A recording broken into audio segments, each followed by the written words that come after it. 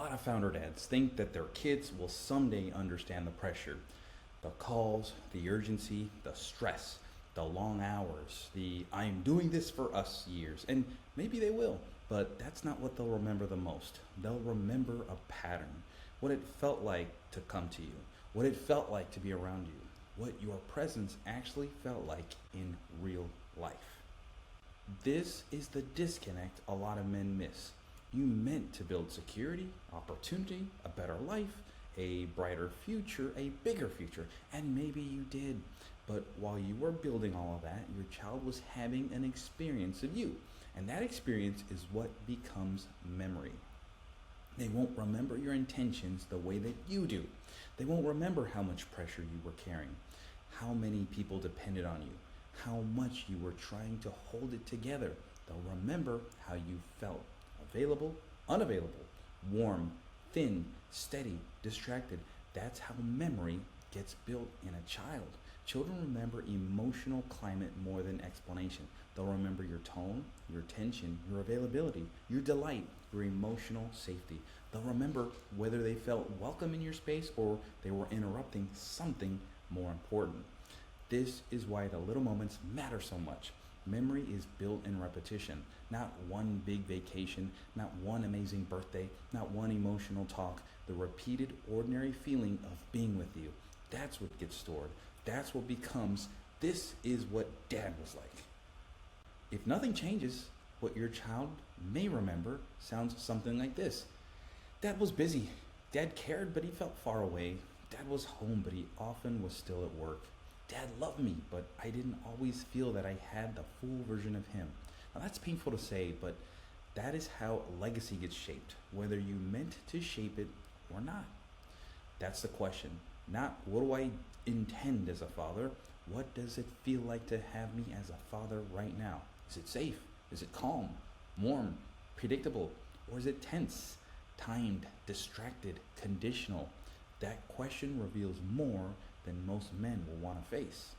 This matters because you're not just building a business right now, you're building a memory simultaneously.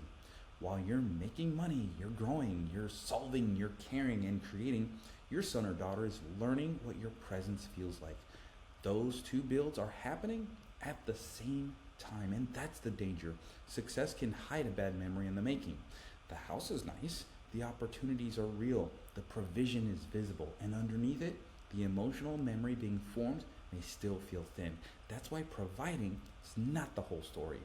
Legacy is felt before it's understood, long before your child can explain what leadership is. They will already know what it felt like to be led by your presence. Long before they can define fatherhood, they will already know what it felt like to come to you. That's a legacy. What your child experiences now doesn't just stay in childhood, it shapes what they carry forward. What men are like, what love feels like, whether home feels safe, whether presence is normal, whether work always wins. Children absorb more than advice. They absorb atmosphere.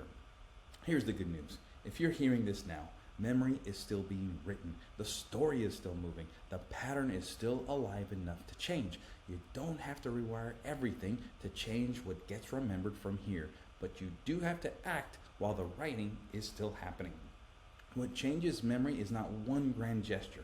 It's repeated presence, repeated attention, repeated warmth, repeated follow through, repeated moments where your child experiences dad is really here again and again and again. So the practical shift is simple.